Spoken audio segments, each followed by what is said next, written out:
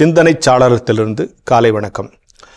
விஞ்ஞானிகள் எல்லாம் கடவுளை நம்ப மாட்டாங்க, சயின்ஸ் ஓரியன்டாக இருக்கிறவங்களுக்கு ரிலீஜியஸ் தாட் இருக்காது அப்படின்னு ஒரு பொதுவான எண்ணம் இருக்குது. அப்படிலாம் கிடையாது.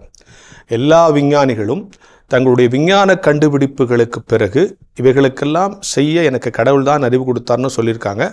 இது எப்படி நடந்துச்சுன்னு தெரியலன்னு சொல்லியிருக்காங்க. விஞ்ஞானிகளுடைய பக்தி, அவர்களுடைய கடவுள் நம்பிக்கைங்கிறத பற்றி நம்ம தனியாக பேசலாம். ஆனால் பல விஞ்ஞானிகள் இந்த விஞ்ஞான கண்டுபிடிப்புக்கு கடைசியில் கடவுள் தான் காரணம்னா சொல்லியிருக்காங்க. அதுக்கு ஒரு சின்ன சம்பவம் சொல்கிற கேளுங்க. இந்த தையல் மிஷின் கண்டுபிடிச்சாங்கல்ல, அதை கண்டுபிடிச்சவர் சொல்லியிருக்கார். அவர் அந்த புத்தகத்தில் இந்த தையல் மிஷினாக கண்டுபிடிச்சிட்டாராம். நம்ம தையல் மிஷின் பார்த்துருக்கோம்ல, அதை கண்டுபிடிச்சிட்டார். எல்லாம் முடிச்சுட்டு அந்த ஊசியில் எப்படி நூலை கோக்குறதுன்னு தெரியல. இப்போ நம்ம தைக்கும் போது ஊசியில் நூலை கோத்துக்கிறோம், ஆனால் இந்த மிஷினில் எப்படி ஊசியில் நூலை கோத்துக்கிறதுன்னு தெரியல அப்படின்னு ரொம்ப நேரம் முழிச்சுட்டு தான் அப்போ தான் அந்த என்ன பண்ணுறதுன்னு தெரியாமல் அந்த மிஷினை எல்லாம் முடிச்சாச்சு, ஊசியில் நூல் கோக்க தெரியல அப்படின்னு கவலையாக படுத்து தூங்கிட்டாராம். அப்போ அவருக்கு ஒரு கனவு வந்துச்சான். அந்த கனவில் ஆதிவாசிகள் எல்லாம் கையில் ஈட்டி வச்சுட்டு வந்தாங்களாம். அந்த ஈட்டி முனையில் ஒரு ஹோல் போட்டு அதில் ஒரு ரிங் மாட்டியிருந்தாங்களாம்.